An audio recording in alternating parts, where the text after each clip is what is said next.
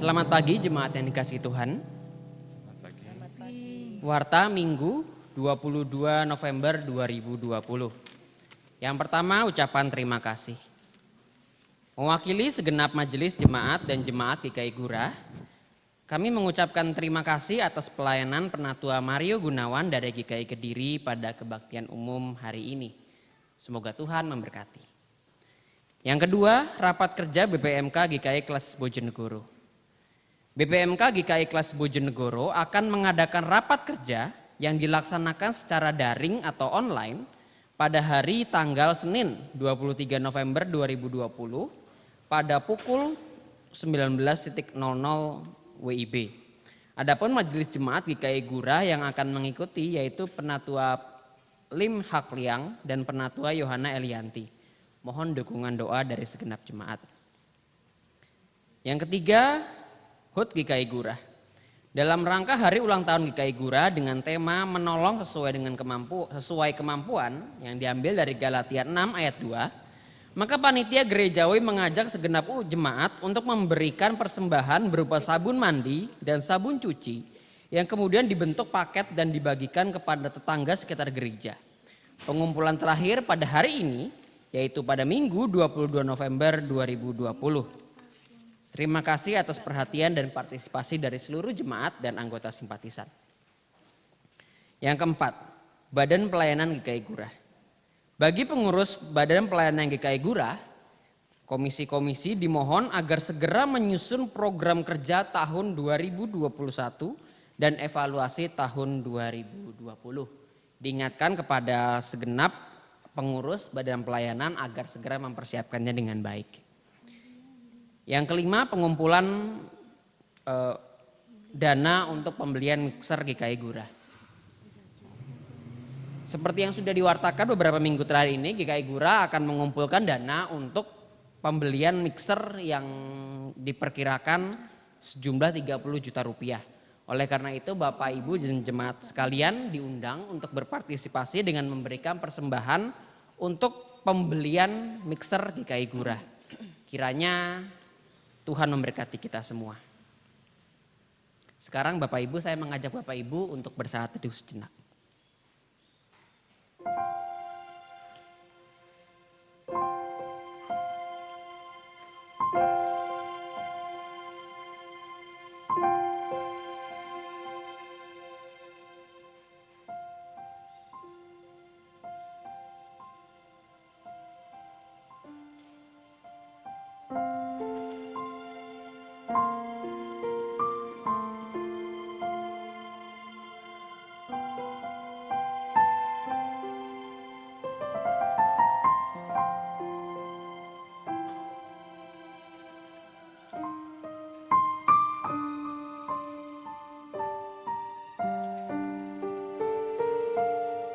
Jemaat Tuhan, mari kita bangkit berdiri. Kita menyanyikan lagu dari pelengkap Kidung Jemaat 2, Mulia Mulia Namanya, bait yang pertama.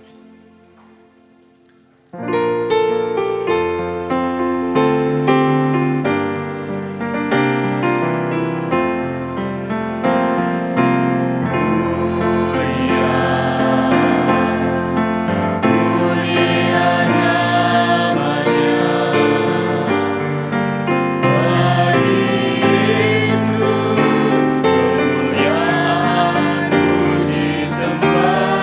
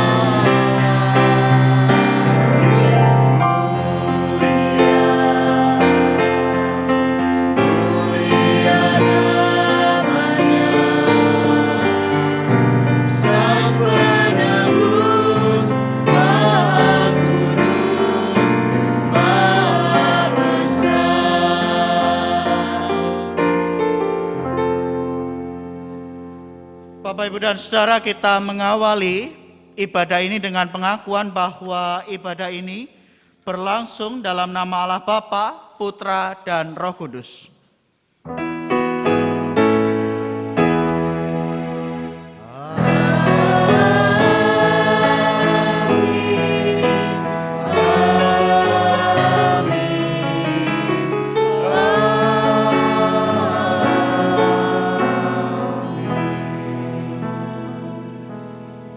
Damai Kristus besertamu dan besertamu juga.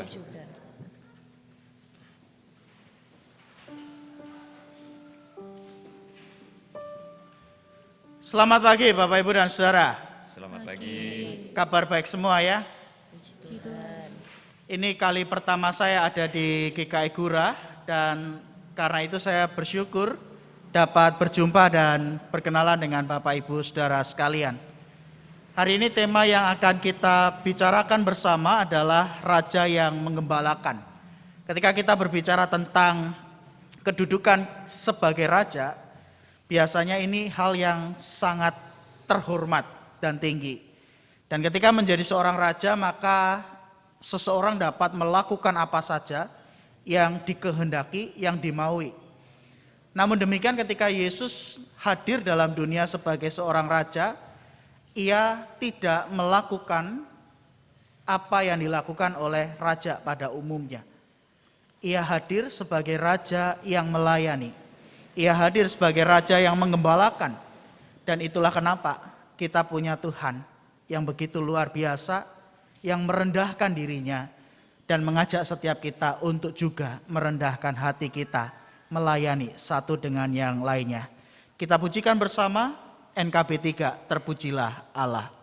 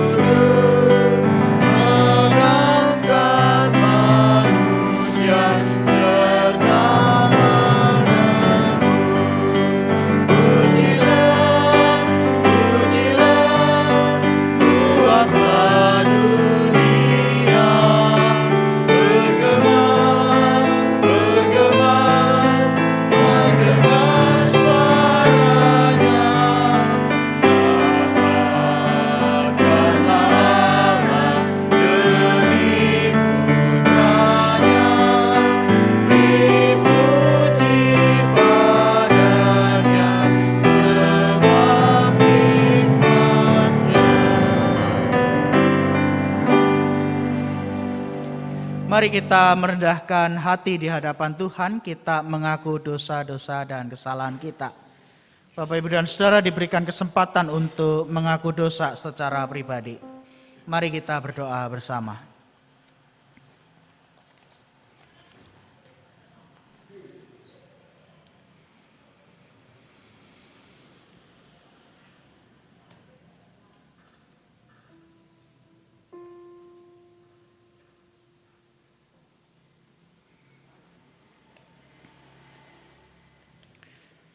Ya Tuhan, di dalam kasih dan anugerah-Mu, kami sadar keterbatasan kami, kelemahan kami sebagai manusia, dan bisa jadi ketika kami menjalani hidup, ada dosa, ada kesalahan, ada pelanggaran, toleransi terhadap ketidakbenaran, kompromi terhadap sesuatu yang salah dan tidak benar.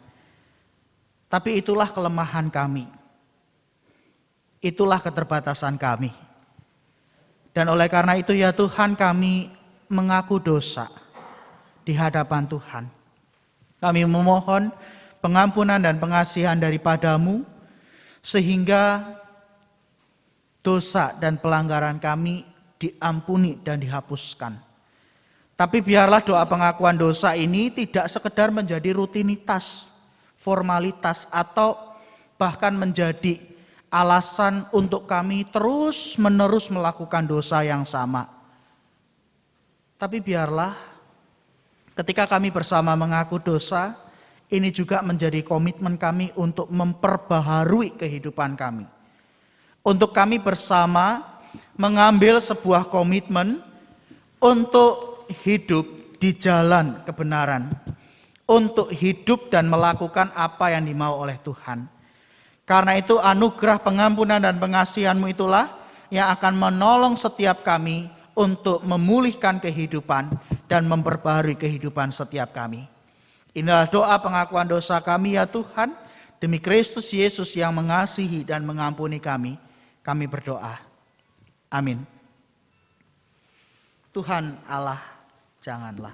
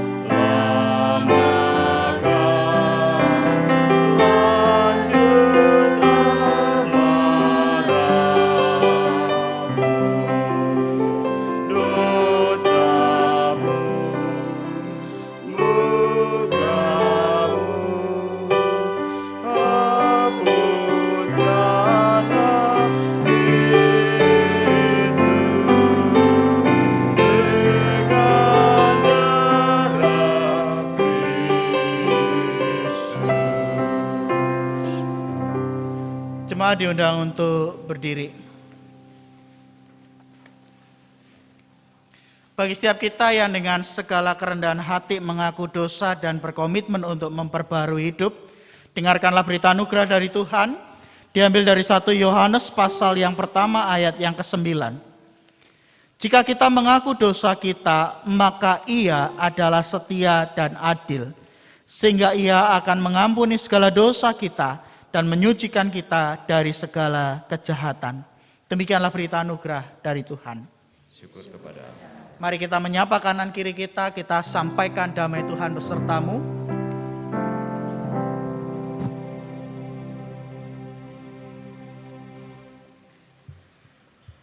Hidup di dalam damai itulah yang dikehendaki oleh Tuhan, karena setiap kita diutus untuk saling mengasihi satu dengan yang lainnya. Perintah baru.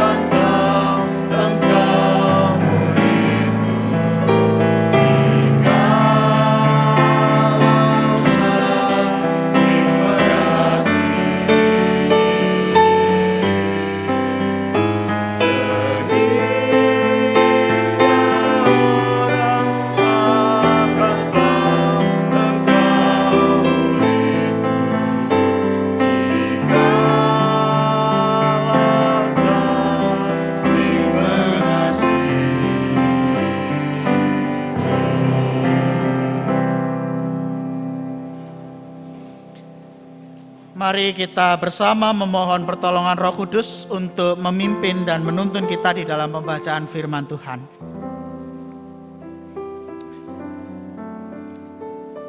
Kami diutus untuk saling mengasihi satu dengan yang lainnya.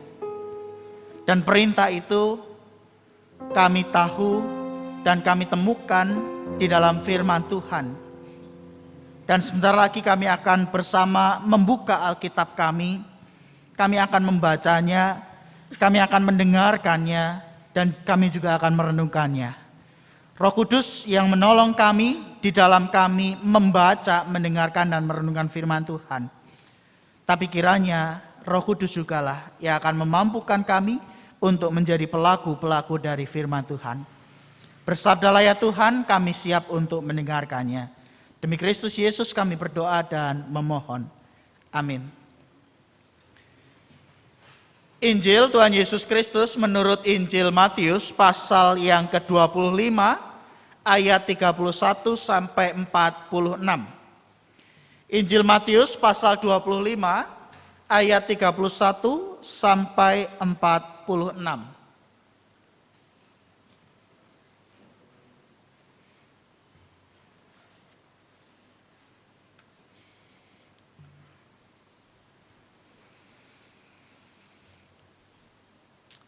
Apabila Anak Manusia datang dalam kemuliaannya dan semua malaikat bersama-sama dengan Dia, maka Ia akan bersemayam di atas tahta kemuliaannya. Lalu semua bangsa akan dikumpulkan di hadapannya dan Ia akan memisahkan mereka seorang daripada seorang, sama seperti gembala memisahkan domba dari kambing. Dan Ia akan menempatkan domba-domba di sebelah kanannya dan kambing-kambing di sebelah kirinya. Dan raja itu akan berkata kepada mereka yang di sebelah kanannya, "Mari, hai kamu yang diberkati oleh Bapa-Ku, terimalah kerajaan yang telah disediakan bagimu sejak dunia dijadikan. Sebab ketika aku lapar, kamu memberi aku makan, ketika aku haus, kamu memberi aku minum, ketika aku seorang asing, kamu memberi aku tumpangan, ketika aku telanjang, kamu memberi aku pakaian, ketika aku sakit, kamu melawat aku. Ketika aku di dalam penjara, kamu mengunjungi aku." Maka orang-orang benar itu akan menjawab Dia, katanya, "Tuhan, bila manakah kami melihat Engkau lapar dan kami memberi Engkau makan, atau haus dan kami memberi Engkau minum? Bila manakah kami melihat Engkau sebagai orang asing dan kami memberi Engkau tumpangan, atau telanjang dan kami memberi Engkau pakaian? Bila manakah kami melihat Engkau sakit atau dalam penjara dan kami mengunjungi Engkau?" Dan raja itu akan menjawab mereka, "Aku berkata kepadamu, sesungguhnya segala sesuatu yang kamu lakukan untuk salah seorang dari saudaraku yang paling hina ini, kamu telah melakukannya untuk aku." Dan Ia akan berkata juga kepada mereka yang di sebelah kirinya, "Enyahlah dari hadapanku, hai kamu orang-orang terkutuk. Enyahlah ke dalam api yang kekal yang telah tersedia untuk iblis dan malaikat-malaikatnya. Sebab ketika aku lapar, kamu tidak memberi aku makan, ketika aku haus, kamu tidak memberi aku minum, ketika aku seorang asing, kamu tidak memberi aku tumpangan, ketika aku telanjang, kamu tidak memberi aku pakaian, ketika aku sakit dan dalam penjara, kamu tidak melawat aku." Lalu mereka pun akan menjawab Dia, katanya, "Tuhan, bila manakah kami melihat Engkau lapar atau haus atau sebagai orang asing atau telanjang atau sakit atau dalam penjara dan kami tidak melayani Engkau?" Maka Ia akan menjawab mereka, "Aku berkata kepadamu, sesungguhnya segala sesuatu yang tidak kamu lakukan untuk salah seorang dari yang paling hina ini, kamu tidak melakukannya juga untuk aku." Dan mereka ini akan masuk ke tempat siksaan yang kekal, tetapi orang benar ke dalam hidup yang kekal. Demikianlah pembacaan Injil Tuhan Yesus Kristus. Yang berbahagia adalah setiap kita yang mendengarkan firman Allah, memeliharanya dalam kehidupan kita, tapi lebih berbahagia adalah setiap kita yang melakukannya di dalam kehidupan sehari-hari. Haleluya.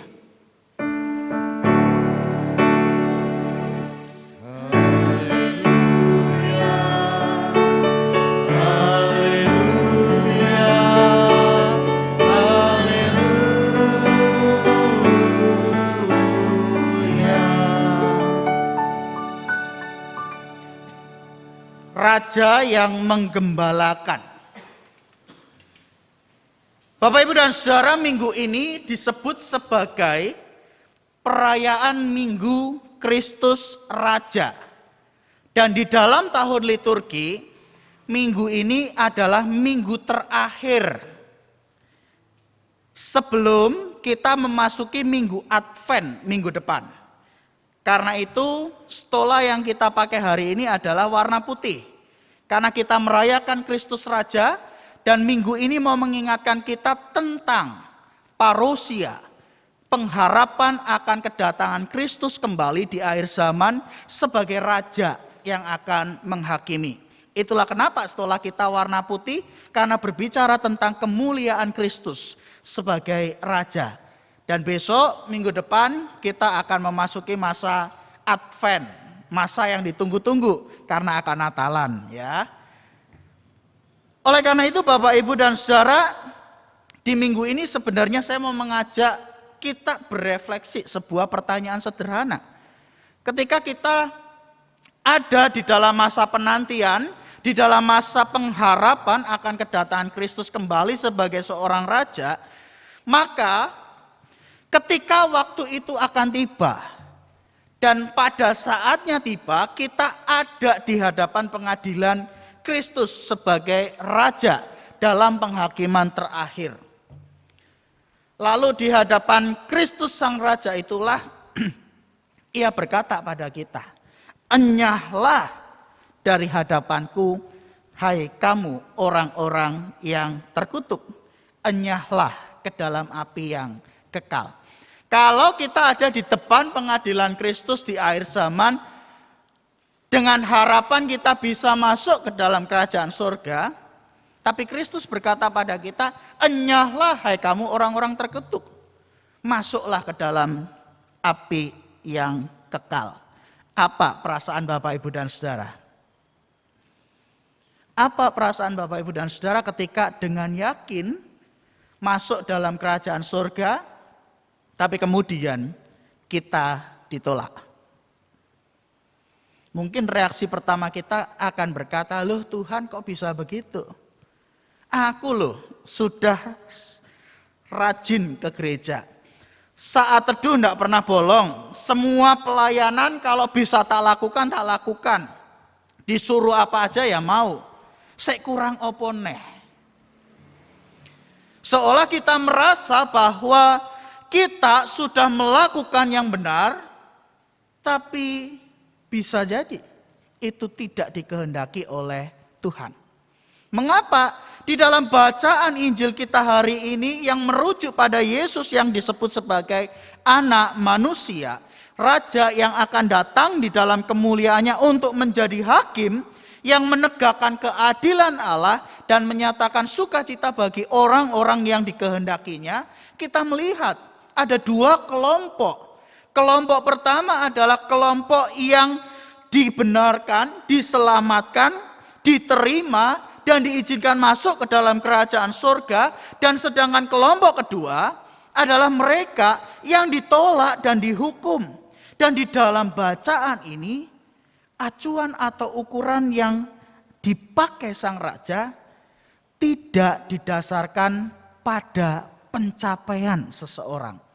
Tidak didasarkan pada apa yang sudah dimiliki oleh seseorang.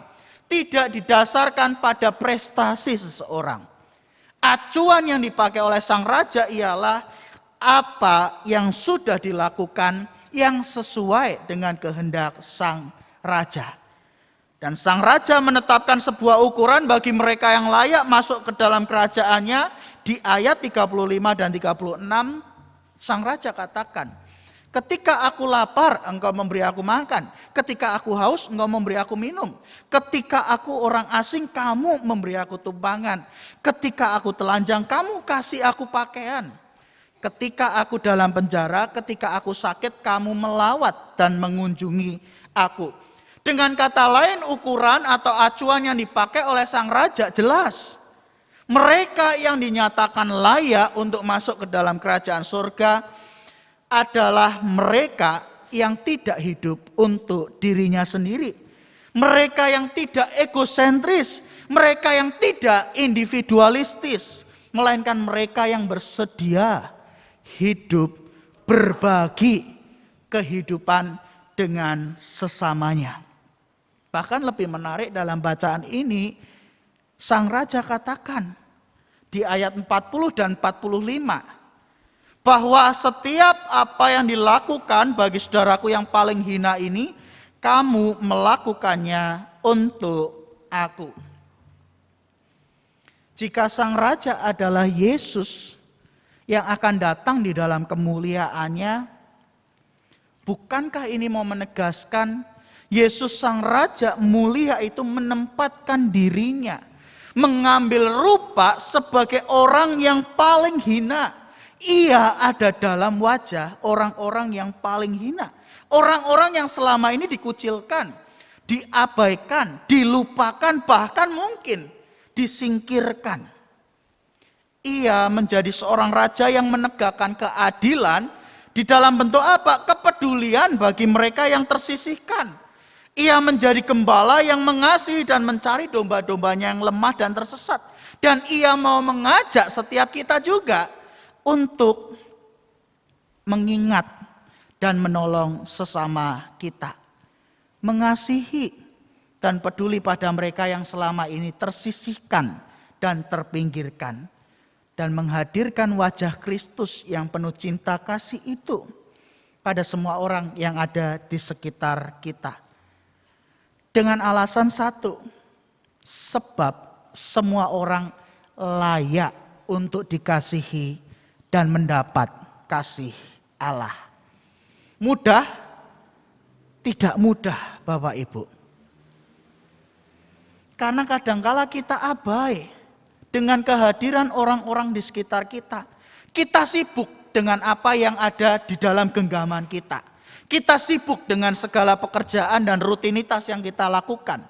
Kita sibuk dengan urusan kita masing-masing dan kita abai dengan kehadiran orang-orang yang ada di sekitar kita. Kita lupa tugas perutusan untuk saling menggembalakan dan menjaga satu dengan yang lainnya. Dan lebih parahnya apa? Ketika ada seseorang jatuh di dalam dosa dan ia adalah orang di gereja, salah satu jemaat, lebih parahnya adalah orang yang jatuh dalam dosa ini seringkali bukannya ditolong dan dipulihkan, tapi justru diomong dan dijatuhkan kembali lebih dalam. Maka tak heran ada orang yang terhilang dari gereja. Bukan karena ia melarikan diri, tapi justru kita membuatnya pergi dari gereja karena dosanya. Padahal inilah salah satu tugas perutusan kita. Gereja tidak ada orang yang benar.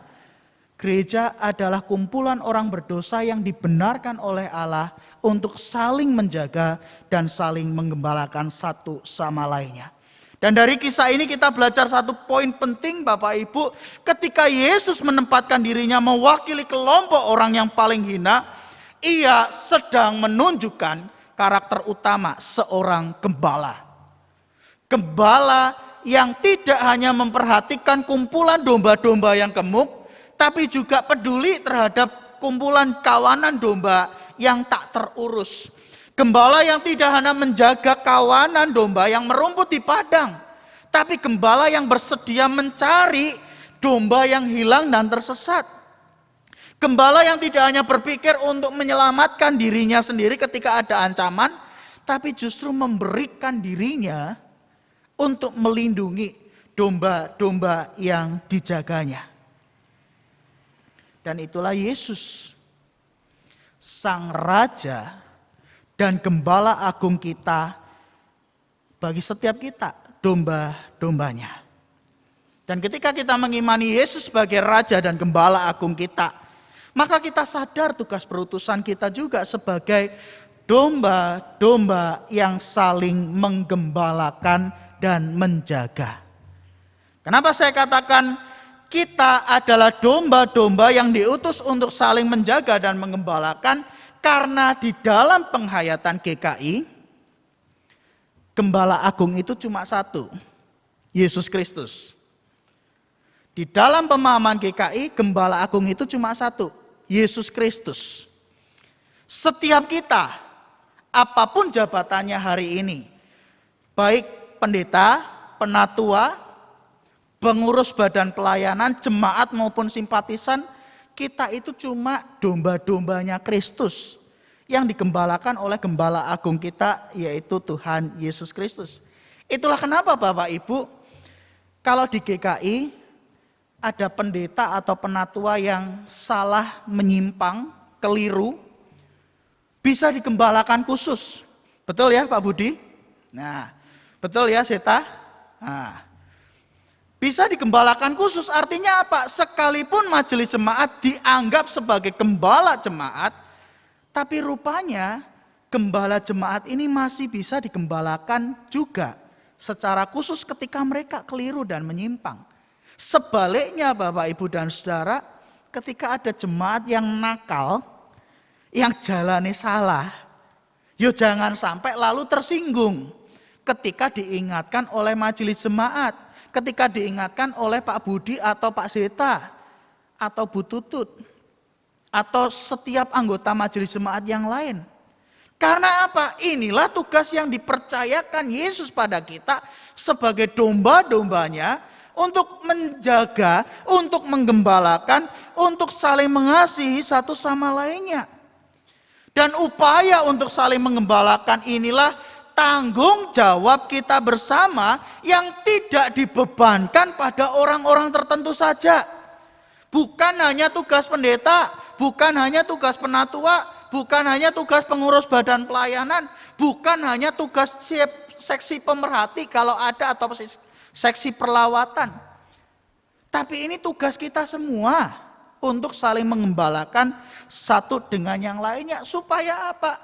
Yang bengkok bisa diluruskan, yang salah bisa diperbaiki, yang sudah benar didukung, diteguhkan, dan dikuatkan. Kalau kita sadar tugas perutusan ini, kalau kita sadar posisi dan peran kita sebagai domba-dombanya Kristus, saya menjamin Bapak Ibu, kehidupan gereja pasti menyenangkan.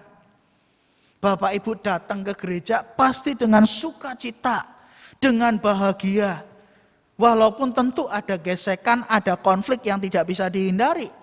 Tapi ketika kita sadar diri kita adalah domba-domba yang diutus oleh Tuhan untuk saling mengembalakan, untuk saling menjaga, saya berani menjamin kehidupan gereja pasti akan menyenangkan. Apa contohnya? Saya berani menjamin bahwa yang pertama, tidak akan ada orang yang merasa tersisih dan dilupakan. Tidak akan ada orang yang merasa tersisih dan dilupakan. Begitu ada yang sakit, begitu ada yang bergumul, yang lain tahu ia akan datang mengunjungi, akan datang mendoakan, akan datang untuk menghibur.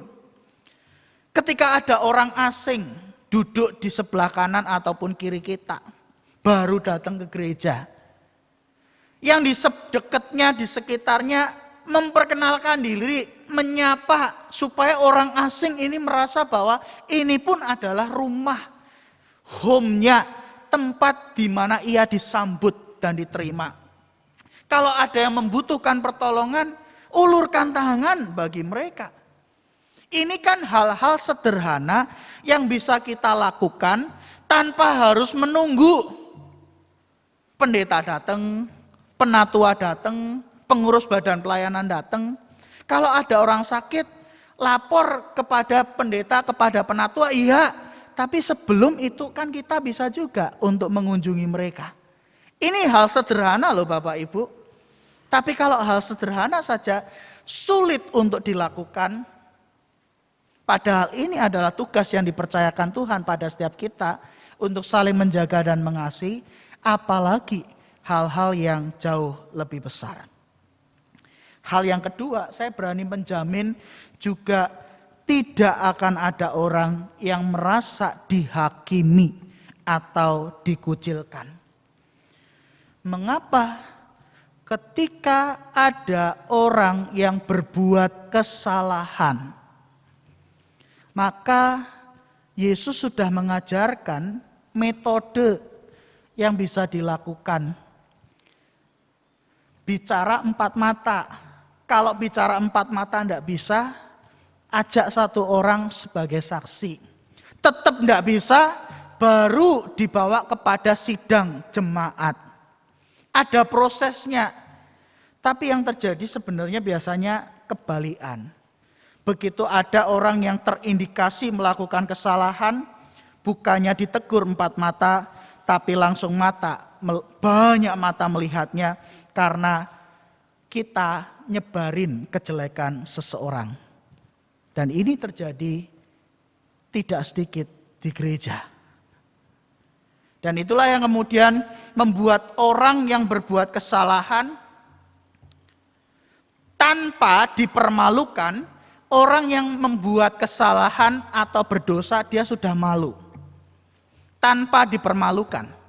Tapi begitu orang yang berdosa, kesalahannya diumbar atau dibicarakan kepada orang lain, dan menjadi bahan gosipan, nyebar kemana-mana, ambiar.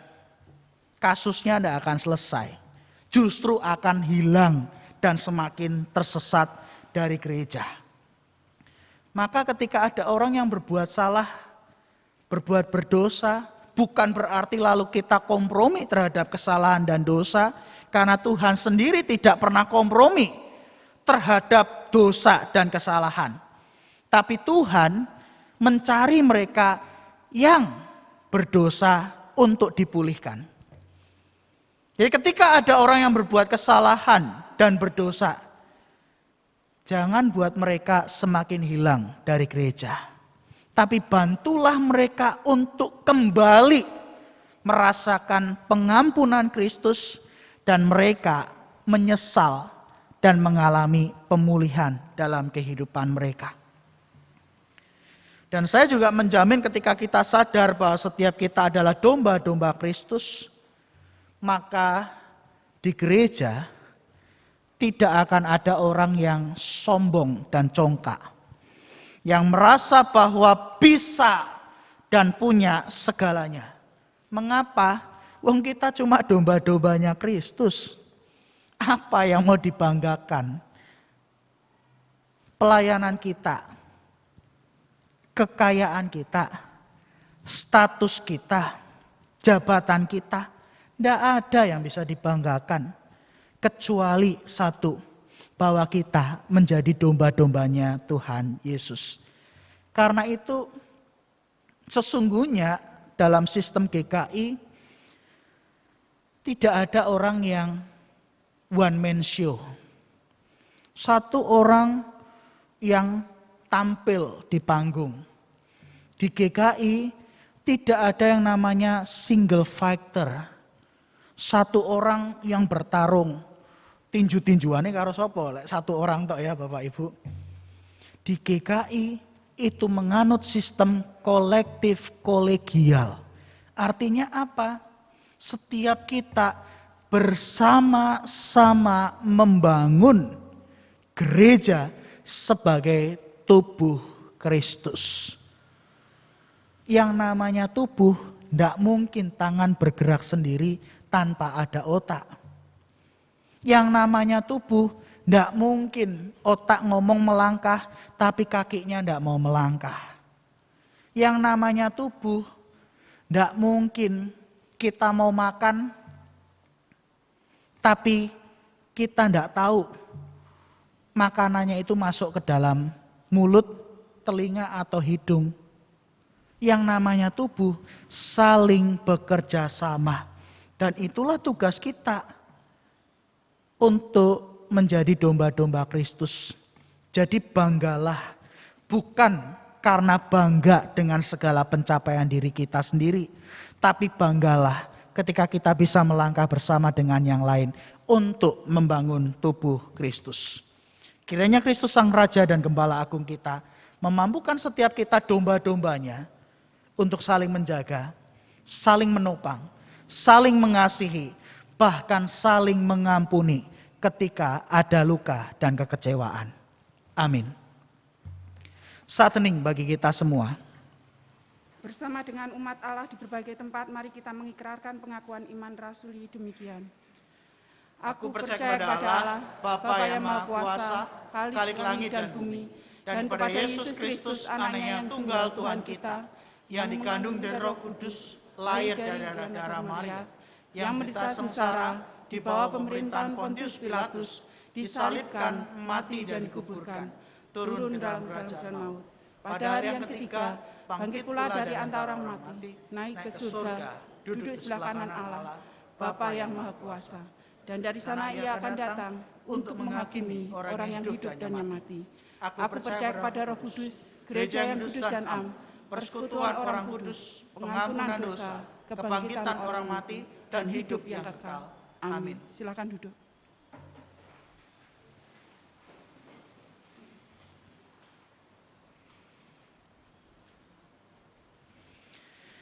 Mari kita menaikkan pokok-pokok doa kita di dalam doa syafaat.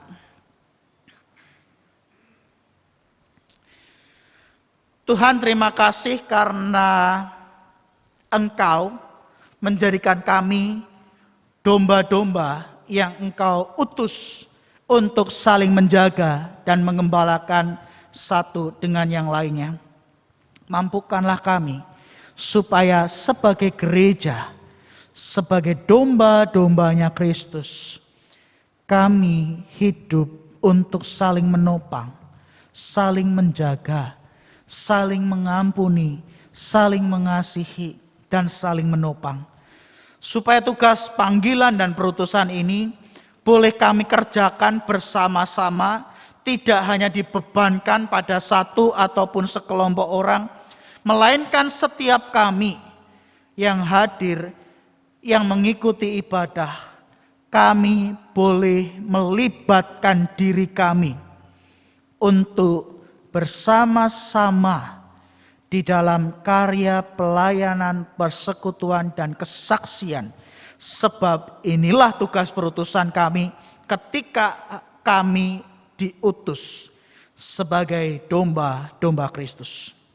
Berkati ya Tuhan gerejamu GKI Gurah dengan segala pergumulan dan dinamikanya, supaya setiap apa yang direncanakan, apa yang diprogramkan, apa yang dilakukan, Tuhan pakai, Tuhan berkati, supaya menjadi kebaikan, mendatangkan berkat Tuhan bagi setiap kami yang menjadi bagian di dalamnya. Secara khusus hamba-Mu berdoa untuk Penatua Seta Dahana, di dalam proses kependetaannya di GKI Gurah, hikmat Tuhan menolong ia, meneguhkan langkahnya, dan memampukan hamba-Mu ini untuk terus berproses di dalam rencana dan kehendak Tuhan. Demikian juga kami mengingat dan berdoa untuk Pendeta Budi Bunarto. Engkau berkati ia di dalam kehidupan berkeluarga, di dalam segala aktivitas, di dalam segala karya pelayanan yang masih dilakukan, supaya hamba-Mu ini melalui kehadirannya juga boleh membawa berkat Tuhan bagi setiap orang yang dijumpainya. Demikian juga untuk majelis jemaat, pengurus badan pelayanan, setiap orang yang menyediakan diri untuk mengambil bagian di dalam karya pelayanan, Engkau berkati ya Tuhan, supaya setiap apa yang dilakukan, Tuhanlah yang memimpin, Tuhanlah yang memampukan mereka di dalam setiap hal yang dikerjakan dan dilakukan. Berdoa juga untuk jemaat Tuhan yang mengalami kelemahan tubuh ataupun sakit penyakit, Tuhan peliharakan kehidupan mereka. Berikan kekuatan di tengah krisis yang mereka alami, supaya mereka boleh tetap memiliki pengharapan di dalam iman mereka pada Tuhan Yesus. Kami menyerahkan untuk bangsa dan negara kami, Tuhan kiranya berkati, baik dalam upaya penanggulangan pandemi COVID-19, upaya penemuan vaksin, dan upaya pemulihan seluruh aspek kehidupan yang ada di bangsa dan negara ini. Berkati pemimpin mulai dari pusat sampai daerah, hikmat-Mu yang akan terus menolong dan memampukan mereka. Tuhan juga berkati kehidupan setiap kami ketika kami menjalani hidup sehari-hari dengan segala pergumulan yang kami alami, kasih dan penyertaan Tuhan yang akan meneguhkan langkah kami, menuntun kemana kami harus melangkah, dan hikmat-Mu yang akan menolong kami dalam setiap pengambilan keputusan supaya hidup kami sepenuhnya dipimpin dan dituntun oleh Tuhan. Saat ini kami bersama hendak menaikkan doa kami secara pribadi. Tuhan, dengarkanlah.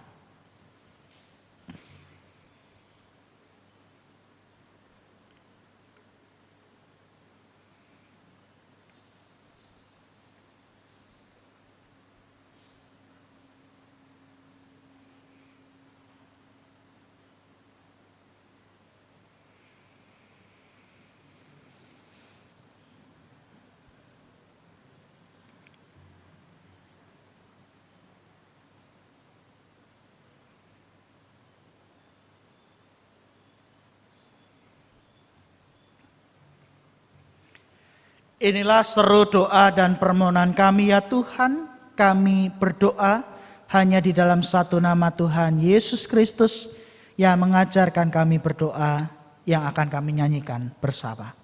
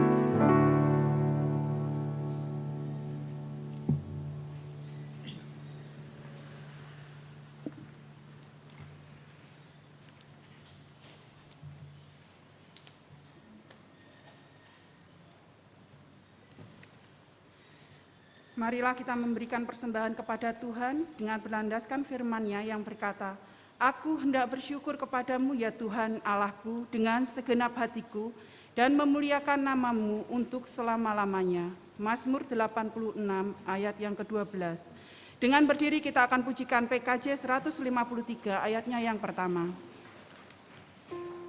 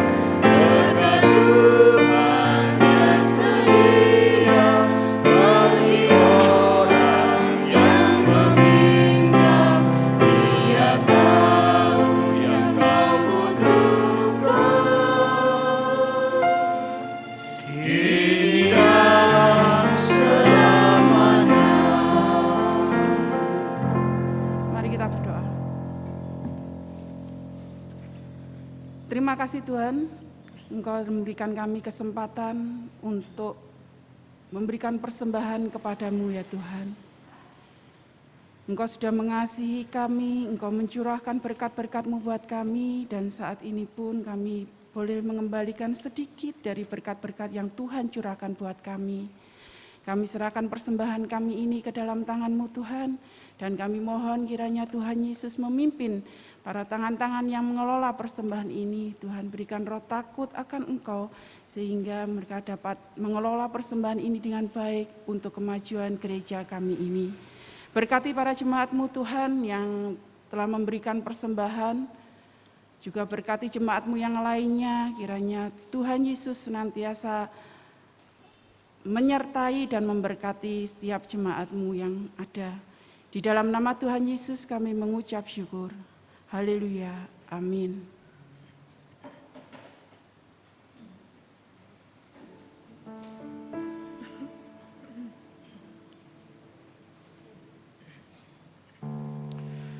Bapak Ibu, masih ada waktu untuk melanjutkan tugas perutusan sebagai domba-domba yang saling menjaga dan mengembalakan. Karena itu, marilah di dalam waktu yang tersedia ini kita melakukan tugas perutusan itu. Pakailah waktu anugerah Tuhanmu.